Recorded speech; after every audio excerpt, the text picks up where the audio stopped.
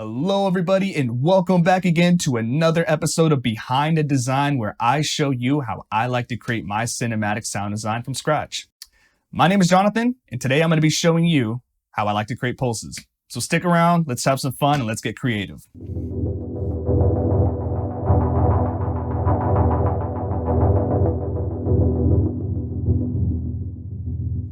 Okay, so here I am in FL Studio, and the first thing I'm going to do is grab a VST.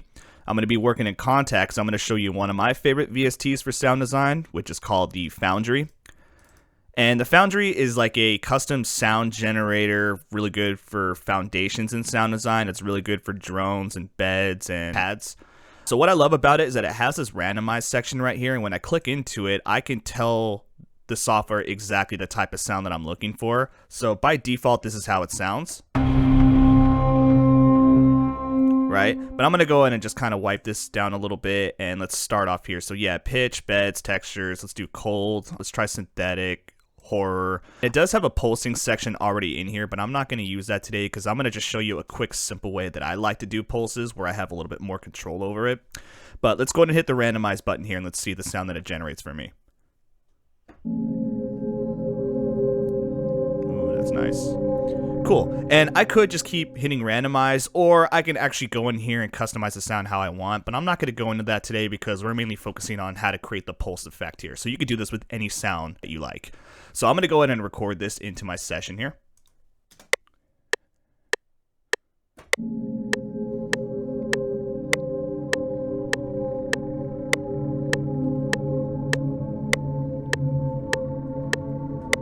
Okay, cool. So that sounds good. Okay, so the next thing that I have to do here is we need to assign it to the mixer here. So I'm going to assign it to channel 1 on our mixer board.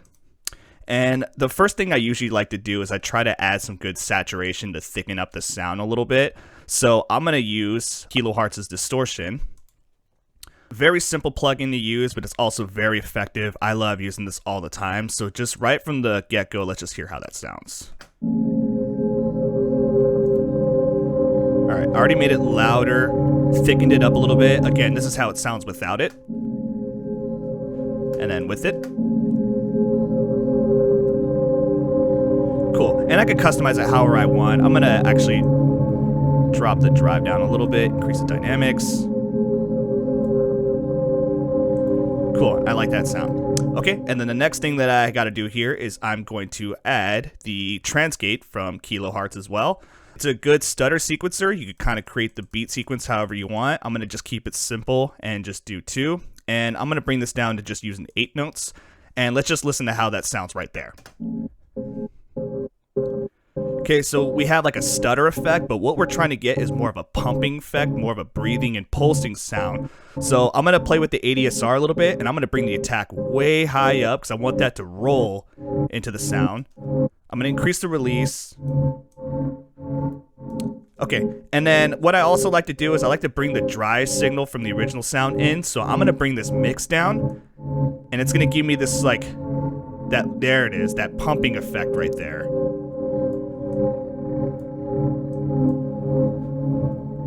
I like that. I like how that sounds. And you could go crazy with it if you want. You could go to 16 notes if you want, 32, go wild at 64.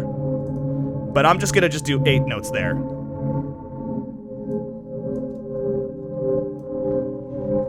Cool, I like that. It's a good little pumping sound right there. And I like how that sounds, so I think I'm going to go ahead and get that ready for Audio Design Desk. Okay, so I'm back again on Audio Design Desk, and today I'm going to be adding metadata to multiple pulses. So I'm going to go ahead and open up my importer by pressing Command I, and I'm going to go in and drag in my sounds and just drop them into the importer. And just by highlighting the sounds, I am just going to click Guess All Metadata field, and it's going to pretty much cover most, if not everything, that I need for the metadata with just one click. So let's go ahead and press Guess All Metadata field. Boom. And just like that, it already identified the beds, pulses, the intensity, complexity, the keys, the BPM, everything that I needed. I'm just going to do a couple fine tweaks on here really quick. Okay, so now I think they're ready to be imported.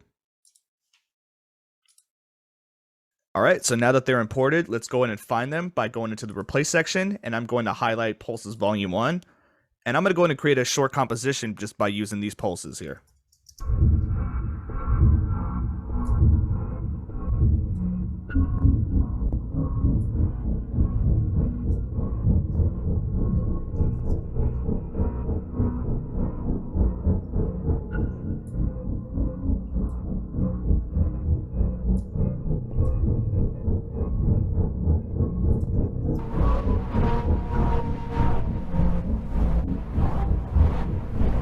Okay, cool. And just for the fun of it, let's go ahead and highlight them, and I want to just add a higher intensity here. So let's replace and see what that sounds like.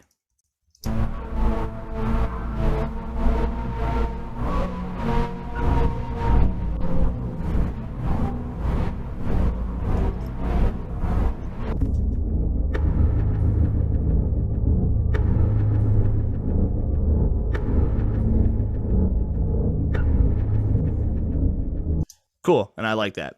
Anyways, that's all I got today, you guys. If you enjoyed the content, and if you love seeing the behind-the-scenes process from how we create the sounds to how we get ready to distribute the sounds, don't forget to give us a like and a subscribe. We have some more content coming out in the future, so don't miss out. And again, this is Jonathan from Audio Design Desk, signing out.